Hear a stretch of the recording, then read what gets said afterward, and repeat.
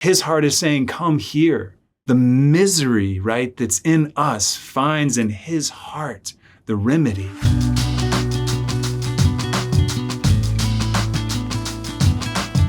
Brothers and sisters, may the Lord give you his peace. Father Malachy here. Great to be with you again. So one of the friars had been watching some of the videos that I posted and sent a little comment back, congratulating me, encouraging me, and then also saying, you know, you're kind of a little bit intense in those videos and kind of get close to the camera and stuff like this. And I just started laughing because I was like, you know what? It's kind of true. Like, I'm intense. I'm an intense person. That's a fact. As I was thinking about intensity, I was thinking about like, well, what does it mean to be intense and what is it that God's actually intense about? For myself, I'm intense about anything that is like high adrenaline, a little bit of risk involved, skydiving, roller coasters. Like if it's got adrenaline, if things are moving fast speed, I'm in. Like sign me up, call me, invite me, I'm coming. I am there for it. But what is God intense about? I remember in my spiritual life, I had a reversion to the faith back in early college. And after that, like this intensity that I had about a lot of things in life began to be turned towards the spiritual life, which in part was beautiful, but then began to kind of be shifted, twisted into this intensity that was focused on making sure that I'm like doing all the right things all the time. Kind of intensity of like, okay, am I kneeling long enough? Am I saying the right prayers? And there was this focus that was happening in my life. I wanted to respond like all in with Jesus. Like that was a desire. And I started looking out and around at the things that I thought were what that looked like. And then slowly also began in my heart as I looked around and saw that, wow, that person didn't kneel as long as I was kneeling after communion today. And this kind of focus on like the rules and a certain type of rigidity began to give birth to a kind of judgment in my heart and a certain pride, spiritual pride. I was like, man, look at me. Well, look at all the stuff that I'm doing. Look at how many rosaries I prayed today. You know, look at how much scripture I read, all these different things. And it wasn't until I was a novice with the Friars that there was a real moment for me to experience concretely like what it is that the Lord is most deeply intense about. So novitiate is a 1-year time period as a religious in which you are dedicating time to pull back from the ministry side of things, to be focused more inwardly on prayer and also receiving formation and living out the life, the charism you would call it, sort of the inspiration that your particular community has. For us, it would be as Franciscans, like what does it mean to be a Franciscan? What does it mean to live as a Friar of the Renewal? And it's also a time where you're not allowed to do the kind of things you normally would be doing, whether that's communicating with other people or just kind of going out and about on your own. You're sort of put into a little bit of like a, pressure cooker. There's a reason for that. Pushing out to the surface places inside that need to be tended to, parts of your heart and your life that haven't yet really been dealt with and brought to the Lord. And so it's a beautiful time, but it's a hard time. And I remember I was probably 3/4 of the way through novitiate and I just hit the wall. And I mean, it was like I was done. I couldn't keep up with kind of like ideal that I had inside of myself of what I was supposed to be as a friar. It was like I was tired all the time, seemed to be failing at the different responsibilities that I was being given, couldn't love the brothers that I was supposed to be loving that I lived with.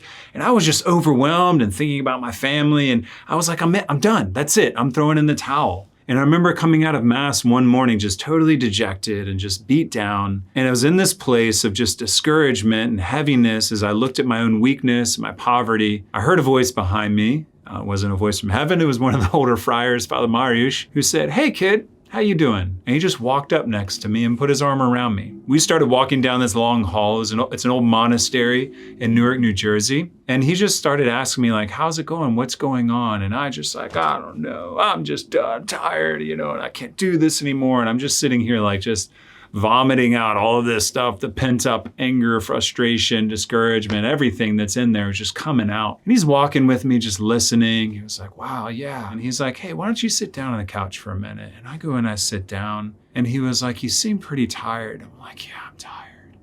He was like, yeah, it seemed like you need to rest. I was like, oh, I need to rest. As I'm sitting here looking at him, he's like, hold on a minute. He walks out of the room and he comes back in with a bowl full of chocolate, right? And I'm sitting here looking at these chocolates and it's during Lent. And so I'm thinking like, we can't be having this right now interiorly. And at the same time, I'm like, I really want some chocolate. And he's like, here, why don't you have a chocolate? And I'm like, really? He's like, yeah. So I have the chocolate, I'm eating it. And I'm just like sitting here just overwhelmed with like this kindness that's being shown to me in this moment. And then he says, he was like, you kind of seem like you just maybe use a nap. And I'm like, yeah. He's like, why don't you lay down and take a nap? And I was about to lay down and I'm like, wait a minute, no, we've got class this morning and there's a project I'm supposed to be working on. And, he was like, it's going to be okay. And so I laid down on this couch. And as I was just sitting there lying, I was just about to like start like crying literally. And I felt something and I look up and here's Father Marius coming with a blanket. And he's taking this blanket, he's wrapping it around me and tucking me into this couch. And then he's just saying, you just stay there as long as you need to. And in that moment, honestly, this experience of this merciful love, this merciful gaze upon me from Father Marius, like healed my heart in that moment and just brought this grace into my life that I would say saved my vocation. Maybe that's over dramatic, but I don't think so. Meaning that it shifted my entire interior disposition from this experience of being looked upon with merciful love. And it was in that moment that I realized the thing that God's like super intensely focused on, the thing that he is most intense about, right, is not about whether or not I'm doing the right thing all of the time and not making a mistake. He knows I'm a sinner. He knows you're a sinner. Rather, his intense focus of love upon us that looks upon us with mercy. Like mercy is a thing that he's the most intense about. And it's the mercy of God, right? You see it in its fullness in Jesus coming into this earth, becoming one of us and giving his life on the cross for us. St. Francis himself, a man of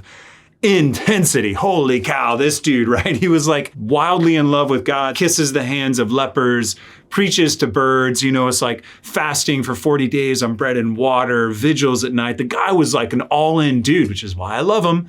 And this all-in dude, one Lent, is with his brothers in a friary, and one of the guys wakes up at night moaning in pain because his stomach's hurting because he's been fasting. Francis gets up and he goes over to him. And he shows up to this guy who's his brother and doesn't show up with like, man, like, what's wrong with you? Why are you weak and soft that we're just fasting? You're like, you've got this, like push on through, tough it out, right? It's like, no, he looks at him, he says, brother, you need to eat. And he's like, oh, I can't, Francis, no, we're fasting.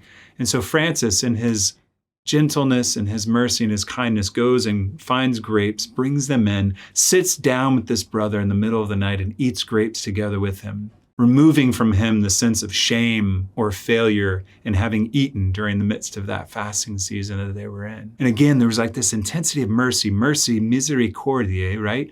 The misery of the heart, that my heart is open to the misery that I encounter, the suffering that I encounter, the weakness that I encounter in others. And this is God before us, brothers and sisters. He sees our poverty, he sees our weakness, he sees our misery, and what does he do? He steps down into that through the incarnation, becomes one of us. He walks with us in that, even to the point of suffering and dying on the cross. And on the cross, his heart is open so that anyone, everyone, whether you believe or don't believe, whether you have been doing all of the right stuff or you epically fail every day again and again and are just like broken with your sense of inadequacy and shame from the life that you've been living, like wherever you're at, his heart is saying, come here. The misery, right, that's in us finds in his heart the remedy. And that love that he has for us, this intense mercy that he shows to us can and does heal and transform our hearts. But he also wants you and I to share in that work. You and I are called to make mercy flesh, visible, manifest in the world as well. Like who in your life needs somebody to come up alongside of them, put their arm around their shoulder and say like, how are you doing? What's going on? Who in your life maybe on the surface looks like they're angry, like they're broken or whatever, that is in need of a heart that sees beyond that surface into the heart that's suffering underneath and says, I want to be with you, and comes and actually does that concretely. Brothers and sisters, it's also true that our own hearts can be the ones that we're the harshest towards. Do you need to look at your own heart with mercy? Because God does. What I really want is for each of us, for you and I, to continue to follow Jesus and to follow the example that he gives us, which is to be intense about that which is most important, which is making love visible in this world through the mercy that we show to one another. God bless.